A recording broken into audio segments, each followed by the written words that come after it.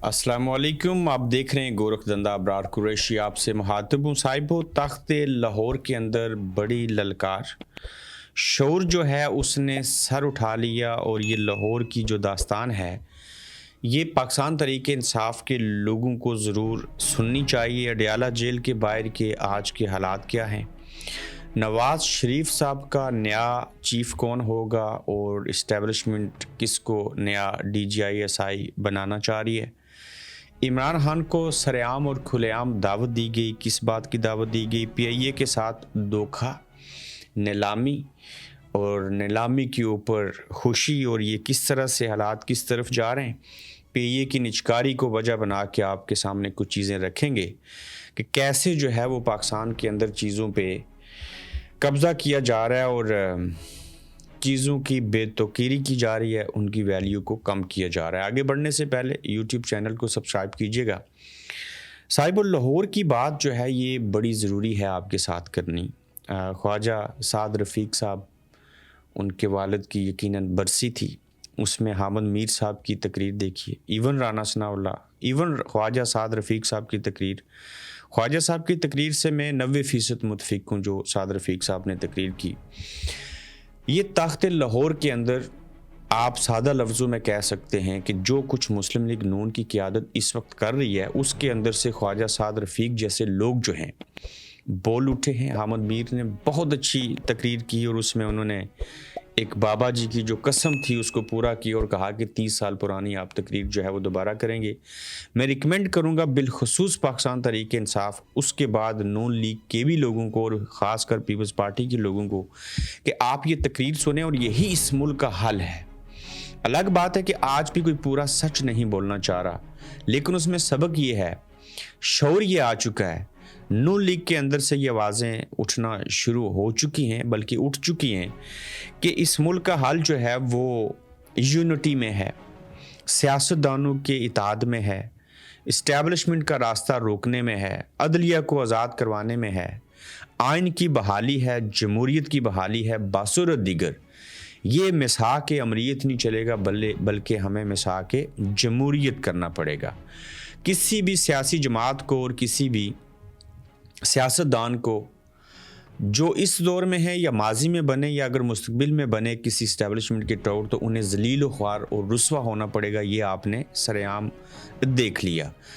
अब भी जमात इस्लामी और कुछ और लोग हैं जो इन चीज़ों के ऊपर कायम और दायम हैं कि जैसे इस्टेब्लिशमेंट कहेगी हम उसी तरह से चीज़ें करते रहेंगे, हालांकि ये बड़ी पावरफुल जमातें हैं। ख्वाजा साद रफ़ीक ने कहा कि ये निज़ाम ऐसे नहीं चलेगा, इस निज़ाम को चलाने के लिए खान साहब से बात करनी पड़ेगी। इमरान खान साहब को दावत दी गई है, शहबाज शरीफ साहब ने कहा है कि हम PTI से बात करने को तैयार हैं, तो सादा लफ्ज़ों में ये इमरान खान को दावत दी गई। ये बात दो लोग दो मौक़ों के ऊपर कर रहे हैं, शहबाज शरीफ और दूसरी जानिब साद रफ़ीक साहब। जो लाहौर में कॉन्फ्रेंस हुई वो जो कौमी कॉन्फ्रेंस PTI की थी, उससे ज़्यादा अच्छी और सच्ची खरी बातें लाहौर के अंदर की गई, जिसको हम तख्त लाहौर के अंदर जो है वो कह रहे हैं कि लोगों ने, शौर ने जो है वो सर उठा लिया। शहबाज शरीफ साहब अगर मुज़ाकरात की बात करें तो ये लॉलीपॉप नहीं बल्कि ये मुनाफ़क़त है। ख्वाजा साद रफ़ीक या राना सनाउल्लाह कहें तो मैं इस बात को अहमियत दूंगा, चूँकि उन्होंने जो रास्ता बताया है यही वो रास्ता है जिसके ज़रिए पाकिस्तान के अंदर जो हालात ख़राब हैं उसका हल निकाला जा सकता है। साहिबो, इससे बड़ी और चीज़ क्या होगी कि जहाँ पे इमरान खान को एक तरफ मुज़ाकरात की दावत दी जाती है, वहीं पे दूसरी जानिब 1990 की जो दहाई की सियासत थी, जो निज़ाम था, उसी तर्ज की बातचीत अब भी हो रही है। मिसाल के तौर के ऊपर इन दिनों एक बहस जारी है कि कौन बनेगा DGI SI।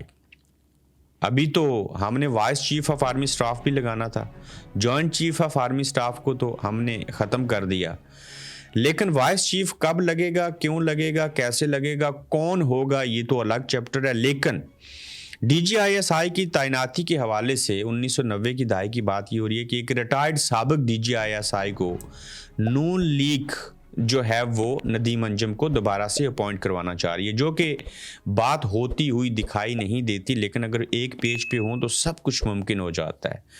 DGC हैं, पहले तो ये DGC का ओहदा होना ही नहीं चाहिए, ये डिपार्टमेंट ही नहीं होना चाहिए। یہ انڈر ISI کے چیف کے کام کرتا ہے، چیزیں ہوتی ہیں، لیکن ہر ایک کی اپنی ویلیو ہے۔ DGMI ہوتا ہے، DGC ہوتا ہے، DGISI ہوتا ہے، اور پھر اوپر آرمی چیف ہیں، اور اب تو فیلڈ مارشل بھی ہیں، اور اب تو چیف ڈیفنس فورسز بھی ہیں، عہدے۔ اس کے لیے نواز شریف فیملی یہ چاہ رہی ہے کہ ہم ندیم انجم جو ہیں ان کو DGISI بنائیں، جو کہ ہمارے ساتھ تو بات ہوئی تھی۔ DGMI جو ہیں وہ اپنی پوزیشن کے اوپر ہیں، جو پہلے عاصم ملک صاحب ہیں ان کو جانا پڑے گا، لیکن وہ بھی ایکسٹینشن چاہ رہے ہیں، ویسے ان کی ایک ایکسٹینشن تو ہو چکی ہے۔ اب DGC فیصل نصیر جو ہیں وہ DGISI بننا چاہتے ہیں، تو ان کا کردار اور ساری چیزیں سب کو علم ہیں۔ ایک سب سے بڑی چیز کہ وہ جو سولنگی کے نام سے اکاؤنٹ چلاتے تھے، جس کو اب انہوں نے ڈیلیٹ کر دیا، یہ کیسے DGC ہیں کہ جو خود سے نہ صرف لوگوں کے اوپر تشدد، ظلم، ستم، جبر کرتے ہیں، بلکہ جعلی اکاؤنٹ بنا کے بھی چلاتے ہیں اور وہاں سے بیانیہ چلاتے ہیں، بیانیہ بناتے ہیں۔ اس کو منیب فاروق نے ایکسپوز کیا، اور ظاہر ہے منیب فاروق بڑوں کی بات مانیں گے، بڑوں سے مراد یہاں آرمی چیف اور اپر لیول کے لوگ ہیں، نون لیگ سے مراد ہے۔ ابصار عالم جب بات کر رہے ہوں تو وہ سمجھ لیں نون لیگ کی جانب سے کی جا رہی ہے۔ ان سب باتوں میں سے بعض وہ چیزیں ریالٹی بیس بھی کہتے ہیں، جو کہ یہ سارے لوگ ان کے ڈسے ہوئے ہیں۔ تو پھر چیف کس کا بنے گا؟ تاریخ شاید ہے کہ 20 منٹ کمرے کے اندر بیٹھ کے زبردستی اگر فیلڈ مارشل اپنا نوٹیفیکیشن چیزیں استثناء لے سکتے ہیں، تو ان سے کیا توقع کی جا سکتی ہے کہ وہ شریف فیملی کے کہنے کے اوپر آرمی کے ادارے میں ایسے حالات میں جب ان کی 17 سیٹیں تھیں تو حکومت دے دی، تو ان کی بات مان کے وہ DGISI جو ہے وہ لگائیں گے۔ بہرحال جو بھی لگے گا، اللہ کرے کوئی بندے کا پتر آئے، کچھ چیزوں میں بہتری لائیں، کوئی حالات اچھے ہو جائیں۔ لیکن نون لیگ آج بھی چاہتی ہے کہ ہمارا آرمی چیف ہو، ہمارا فیلڈ مارشل ہو، ہمارا DGMI ہو، ہمارا DGC ہو، ہمارا DGISI ہو۔ تو جب یہ صورتحال ہوگی تو پھر ایک طرف خواجہ سعد رفیق کہیں کہ ہم نے ان کو دور کرنا ہے، اور دوسری جانب یہ خواہشات کریں کہ ہم نے اپنے بندے رکھنے ہیں، تو بتائیے یہ تو دوہرا معیار ہے۔ اب جو عمران خان صاحب کو دعوت دی جا رہی ہے، اس دعوت کو کیسے قبول کیا جائے؟ میں مانتا ہوں کہ اس کا حل یا تو سڑکوں کے اوپر ہے، یا اچھی نیت اور ارادوں سے آپس میں تمام سیاستدانوں کو ایک اور نیک ہونا پڑے گا، لیکن اس کے لیے تو آپ کو اقتدار چھوڑنا پڑے گا، نون لیگ کو، پیپلز پارٹی کو۔ آج پیپلز پارٹی خاموش ہے، پلواشا جو ہیں وہ نظر آ رہی ہیں علیم خان کے خلاف بیان دیتے ہوئے، کہاں پہ بلاول، صدر زرداری صاحب کیا کر رہے ہیں، کدھر گئی ہیں چیزیں؟ اور مولانا صاحب نے جو بات کی ہے اس کے اوپر بھی میں آؤں گا۔ اڈیالہ کے باہر کے جو حالات ہیں صاحب وہ ایسے ہیں کہ آج بھی ملاقات نہیں ہونے دی گئی۔ آج فیملی کی ملاقات کا دن تھا، آج پھر سے منگل تھا۔ پاکستان کے اندر منگل، جمعرات اور جمعہ کے دن جو ہے نا وہ بڑے مشہور ہو چکے ہیں، سب کو پتہ ہے کہ کس دن جو ہے وہ کیا کیا جاتا ہے اور کیا ہوتا ہے۔ تو آج وہاں پولیس اور علیمہ خان اور کارکنان جو تھے وہ آمنے سامنے رہے، لیکن اسٹریٹ موومنٹ جو شروع ہوئی اور اڈیالہ کے باہر جو لوگ آئے، لوگوں کے اندر جو ہے وہ جذبہ نظر آ رہا ہے۔ تو ملاقات تو پھر سے نہ ہو سکی، تو اب کیا ہوگا کہ ہر منگل کو پاکستان ہائی کمیشن لنڈن کے باہر ISF یعنی کہ انصاف اسٹوڈنٹ فیڈریشن جو ہے اس کے نوجوان یہاں دھرنا دیں گے، وہ 30 لوگ ہوں، 40 لوگ ہوں، اس وقت تک دھرنا دیتے رہیں گے جب تک عمران خان سے ان کی فیملی کی ملاقات نہیں ہو جاتی، اور یہ چیزیں جو ہیں وہ بڑا امپیکٹ ڈالیں گی۔ 2 دن پہلے صاحب پرسوں جو ہے وہ لوٹن میں ہیومن رائٹس کے نام سے پروگرام کیا گیا، میں اس میں خود شامل تھا۔ عمران ریاض صابر شاکر، اظہر مشوانی، شہزاد اکبر صاحب، دیگر بے شمار لوگ تھے، اور بڑی تعداد تھی کمیونٹی کی، ہال فل تھا، لوگ بیٹھے تھے، لوگ کھڑے بھی تھے، باہر بھی تھے، باہر سے وہ کچھ کو واپس بھی جانا پڑا۔ وہاں جو میں نے ماحول دیکھا، منظور پشتین نے بھی تقریر کی، ساری چیزیں ہوئی، لیکن صاحب اس میں ایک بڑی بات تھی۔ آپ کہتے ہیں نا یہ عمران ریاض اور باقی سارے لوگ جو ہیں وہ PTI کی بات کرتے ہیں، وچ از ٹرو، وہ ہر اس شخص کا ساتھ دیتے ہیں جو اسٹیبلشمنٹ کو سیاست میں روکنا چاہتا ہے، جو عدلیہ اور آئین کے ساتھ کھلواڑ ہو رہا ہے، اس کے راستے میں جو رکاوٹ ہے اس کے خلاف لوگ بولیں گے۔ اس ایونٹ کے اندر جو کہ میں لوٹن میں بڑا عرصہ رہا ہوں، تو میں نے دیکھا کہ پیپلز پارٹی، مسلم کانفرنس، دیگر سیاسی جماعتوں کے لوگ بھی تھے، تحریک انصاف کے لوگ تو تھے ہی۔ اس سے یہ ثابت ہوا کہ اوورسیز لوگ جو ہیں وہ ان لوگوں کو سننا چاہتے ہیں، دیکھنا چاہتے ہیں، ملنا چاہتے ہیں، اور وہ بھی پاکستان سے محبت کرتے ہیں اور اس سارے نظام سے تنگ ہیں، اور انہیں بھی معلوم ہے کہ اس نظام کا جو خرابی کا سبب ہے وہ کون ہے اور اس کا علاج کیا ہے۔ تو یہ تبدیلی ہم دیکھ رہے ہیں، لوگ بول رہے ہیں، لوگ بولتے رہیں گے، آپس میں اطاعت رکھیں گے اور پاکستان کے اندر ایک الگ سے جو چیزیں ہیں وہ لمبے عرصے سے چل رہی ہیں اور جو اوورسیز کے اندر 1 کروڑ سے زائد پاکستانی اور کشمیری بیٹھے ہوئے ہیں یہ بھی آواز اٹھاتے ہیں تو ان چیزوں کا کوئی نہ کوئی امپیکٹ جو ہے وہ ضرور آئے گا۔ دیکھیے پی آئی اے کے ساتھ کیسا دھوکہ ہے، کتنی بار اس کی نچکاری کی گئی، اپنے ہی لوگ وہی اس کی بیڈنگ کرواتے ہیں، نچکاری کے لیے بولی لگاتے ہیں، اپنے ہی لوگوں کو شامل کر دیتے ہیں، خود خریدتے ہیں اور اس وقت حکومتی متوقع قیمت جو ہے وہ 100 ارب ہے، ایئر بلو نے 26 ارب روپے کی ہے، لکی سیمنٹ گروپ ہے 101.5 ارب روپے انہوں نے کہا، عارف حبیب گروپ ہے میں ان کو جانتا نہیں 115 ارب روپے انہوں نے کہا۔ اچھا جب یہ پرائیویٹائز ہو جائے گی، چیزیں ہوں گی، تنخواہ جو ہے وہ یہی دیں گے جو لیں گے پی اے کے عملے کو، لیکن پینشن اور مراد جو ہیں وہ حکومت دے گی۔ صاحب یہ کیسا عمل ہے؟ پی آئی اے وہ جو دنیا کی نمبر 1 ایئر لائن رہی 90s کے دور میں، جس کے پائلٹ کا ریکارڈ ہے کہ لنڈن سے پاکستان 6 گھنٹے میں 7 کے بجائے وہ ایئر لائن جہاز کی فلائٹ جو ہے وہ لے کے گئے۔ پی آئی اے بہت اچھے طریقے سے چل رہی تھی، اس کو اپ گریڈ نہیں کیا گیا، اس کے اوپر پابندیاں لگ گئیں اور اب اس کی نچکاری ہو رہی ہے۔ تو اب یہ پی آئی اے جو پاکستان انٹرنیشنل ایئر لائن ہے جس کے اوپر پاکستان کا جھنڈا لگا ہے، اس کو ہم بڑے فخر کے ساتھ بیچ رہے ہیں اور اس کی نچکاری کروا رہے ہیں۔ ملک کے اندر کسی ایک ادارے کا نام لیں جو صحیح سے کام کر رہا ہے، کسی بھی شعبے کا نام اپنے سامنے رکھیں اور اس کے اوپر غور و فکر کریں تو نہ ہماری سنتیں چل رہی ہیں، نہ پی آئی اے، نہ عدالتیں، نہ پارلیمنٹ، نہ سینٹ، نہ معیشت، کچھ بھی تو نہیں چل رہا۔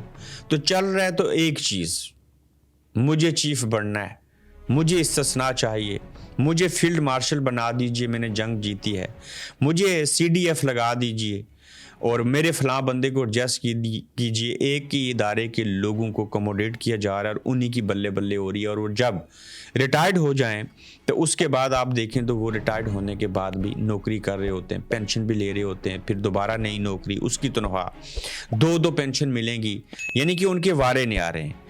لیکن ملک کے اندر سے 85 لاکھ لوگ سال اس 2025 میں چھوڑ کے گئے ہیں، مزید چھوڑ رہے ہیں۔ اب تو ہائر سکل ورکر ویزا اور باقی چیزوں میں کمی پیشی آ گئی ہے۔ 9 یونیورسٹیز نے پاکستانی اسٹوڈنٹس کو ویزا دینا چھوڑ دیا، جو کہ ان کو پتہ ہے یہ جو ہی آتے ہیں تو یہاں پہ جو ہے وہ اسائلم کر لیتے ہیں۔ میں ایک نوجوان سے ملا، میں اس کا نام نہیں لوں گا، تگڑے قبیلے سے ہے، پنجاب سے ہے، برطانیہ میں ہوتا ہے، عمران خان کے نام کے اوپر اس نے اسائلم کیا، اس کو اسائلم مل گیا۔ اب ان کے کوئی چچا ہیں، وہ پہلے پی ٹی آئی میں تھے، وہاں سے الیکشن لڑے، پھر نون لیگ میں چلے گئے ڈر خوف کی وجہ سے۔ اب پنجاب میں بلدیاتی الیکشن ہونے لگے ہیں تو وہ پسند عمران خان کو کرتے ہیں، لیکن بلدیاتی الیکشن نون لیگ کے ذریعے لڑیں گے۔ تو یہ وہ معیار ہے، یہ وہ خوف ہے، یہ وہ لالچ ہے، یہ وہ مفاد پرستی ہے کہ لوگ کیا سے کیا عمران خان کے نام کے اوپر نہیں کر گئے، لیکن جب وقت آیا قیام کرنے کا تو اس بات کے مصداق کے جن کے لیے ہم مرے وہ وضو کرتے رہے، تو لوگ جو ہیں اپنے حصے کا کام نہیں کر رہے۔ ہم جو کہتے ہیں پنجاب اٹھتا نہیں، پنجاب جاگتا نہیں، تو پنجاب کے لوگوں نے بھی قربانیاں دی ہیں اور اصل تحریک جو ہے وہ پنجاب سے چلے گی، کے پی کے، سندھ، بلوچستان کے لوگ تو اس سے قبل ساری چیزیں جو ہیں وہ کر چکے ہوئے ہیں۔ پی آئی اے کی بات کر رہے تھے تو لہٰذا پی آئی اے پرائیویٹائز ہو جائے گی، بک جائے گی کیا، اس کے بعد اس میں کوئی بہتری آئے گی تو پرائیویٹائز ہونے سے ملک کو کیا فائدہ ہوگا؟ ہم نے جتنے ملکی ادارے تھے، چیزیں تھیں، یا تو آئی ایم ایف سے قرضہ لے کے گروی رکھ دی ہیں، قرضہ اتنا بڑھ چکا ہے کہ ہمیں اس کے اوپر جو سود ادا کرنا ہے، ہمیں سود دینے میں بھی دشواریاں آ رہی ہیں۔ تو یہ ساری صورتحال ہے اور اس میں دیکھیے مولانا فضل الرحمان اور کچھ اور علماء حضرات جو ہیں انہوں نے یہ فتویٰ دیا ہے۔ اس موضوع کے اوپر ہم آگے بات کریں گے کہ یہ غیر اسلامی کیسے ہے، اسے قبول کرنے سے انکار کیا گیا ہے۔ یہ کہہ رہے ہیں کہ جو استثناء ملی ہے یہ کسی صورت جو ہے وہ ٹھیک نہیں ہے۔ تو اب دیکھنا یہ ہوگا کہ یہ فتویٰ پہلے آتا تو ٹھیک تھا یا جب سارا کچھ ہو گیا تو پھر فتویٰ دینا ضروری ہے۔ جو لوگ ڈاکٹر کی ڈگری کو ترجیح دیتے رہے اور قومی کانفرنس کو اگنور کیا، ان سے آپ کیا توقع کر سکتے ہیں؟ 2 پہلو آپ کے سامنے رکھنے ہیں کہ پاکستان کی خوفناک حالت کیسی ہے۔ صاحبو، مجھے پاکستان کے 2-3 بڑے بزنس مینوں نے کہا، ابھی بکرم کہہ رہے ہیں، ہمیں ڈر یہ لگتا ہے کہ اگر ہمارا کسی کے ساتھ کوئی پھڈا ہو جائے یا کسی کو ہماری کوئی چیز پسند آ جائے تو ہم اسے واپس کیسے لیں گے؟ آپ نے فضا یہ پیدا کر دی ہے. حبیب اکرم صاحب کہتے ہیں کہ بڑے بزنس مین جو ہیں انہیں یہ خوف ہے, اور پاکستان کی ایسی خوفناک حالت ہے کہ پاکستان کے 2-3 بڑے بزنس مینوں نے کہا کہ ہمیں ڈر یہ لگتا ہے کہ اگر ہمارا کسی کے ساتھ کوئی پھڈا ہو جائے یا کسی کو ہماری کوئی چیز پسند آ جائے تو ہم اسے واپس کیسے لیں گے. یعنی کہ جو چیز کسی کو آپ کی پسند آ گئی انہوں نے آپ سے لے لینی ہے. یہ طاقتور لوگوں کی بات ہو رہی ہے.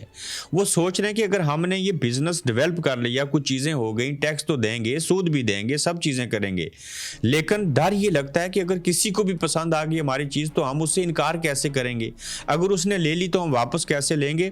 میں شروع سے کہتا رہا ہوں کہ پاکستان کے اندر جس کے پاس پیسہ ہے نا اور کاروبار ہے, اس کو کاروبار کے بچانے کی اور اپنی جان کو بچانے کی فکر ہے. جس کے پاس پیسہ نہیں ہے اسے روٹی کھانے کی فکر ہے. لوگ ملک کو چھوڑ کے جا چکے ہیں اور کون برباد ہوا, یہ بڑی اہم چیز ہے. اسد عمر کہہ رہے ہیں کہ 2 سال 2025 کے پہلے 6 ماہ میں تنخواہ دار طبقے پر ٹیکس میں 54% اضافہ کیا گیا, 54%. کہتے ہیں کہ میں کئی دنوں سے بتا رہا ہوں کہ 50,000 سے 3 لاکھ روپے ماہانہ کمانے والے کی کمر ٹوٹ گئی ہے, کیونکہ ایک طرف ٹیکس میں اضافہ ہوا اور دوسری طرف روزمرہ کی ضروری اشیاء کی قیمتوں میں 3 سالوں میں 200% اضافہ ہو چکا ہے. اور پنجاب حکومت کی احمقانہ ایگریکلچر پالیسی نے کسان کی کمر توڑ دی, اور جب اوورسیز پاکستانیوں نے انویسٹمنٹ سے ہاتھ روک لیا تو پراپرٹی بیٹھ گئی اور اس سے کنسٹرکشن کا کباڑہ ہو گیا. اس صورتحال میں سیاسی ٹمپریچر میں اضافہ تباہ کن ہے. فواد چودھری یہ بات کہہ رہے ہیں. دیکھیے اوورسیز پاکستانی پاکستان میں انویسٹمنٹ نہیں کرنا چاہ رہے, وہ اس نظام سے ڈرے ہوئے ہیں. لوگوں کو پاکستان, اپنا گاؤں, اپنا گھر, اپنے آباء و جداد, اپنا ملک, وہ مٹی, وہ کھانے, موسم سب پسند ہے, لیکن لوگ 100 بار سوچتے ہیں کہ ہم پاکستان جائیں یا نہ جائیں. چلے جائیں گے تو کیا ہوگا, کیا ہم محفوظ ہیں یا نہیں ہیں. تو لوگ مراکو جا رہے ہیں, لوگ عمان جا رہے ہیں, لوگ عمرہ کرنے جا رہے ہیں, وہیں پہ ہالیڈے منا رہے ہیں. تو آپ یہ تناسب اگر دیکھیں, انویسٹمنٹ کرنا تو دور کی بات, لوگ پاکستان جانے سے کترا رہے ہیں. یہ فضا کس نے قائم کی؟ ملٹری اسٹیبلشمنٹ نے, ہماری عدلیہ نے, ہمارے سیاستدانوں نے اس ملک کے ساتھ ایک ایسا کھلواڑ کیا کہ چیزیں جو ہے نا خراب کرنا بڑا آسان ہے, اور خراب کی ہوئی چیز کو ٹھیک کرنا اور اس کی تشخیص کرنا بڑا مشکل ہوتا ہے. تو پاکستان کے جو موجودہ حالات ہیں اس میں نا امیدی نہیں, نا امید ہونا, مایوس ہونا, مایوسی گناہ ہوا کرتی ہے. یہ چیزیں بدلیں گی, یہ چیزیں بہتر ہوں گی, انہیں بہتر ہونا پڑے گا. 2 ہی راستے ہیں, سیاستدان ایک اور نیک ہو گئے یہ کام کر لیں, یا پھر سٹریٹ موومنٹ جس کا آغاز ہوا ہے, کوئی لانگ مارچ, کوئی احتجاج, کوئی انقلاب آئے تو اسی سے یہ عمل جو ہے اس کو ٹھیک کیا جا سکتا ہے. تو آپ اپنا فیڈ بیک دیجیے گا, اپنی رائے کا اظہار کیجیے گا, تو جلد انشاءاللہ آپ سے پھر ملیں گے. آپ دیکھ رہے ہیں گورکھ دھندا ابرار قریشی کے ساتھ.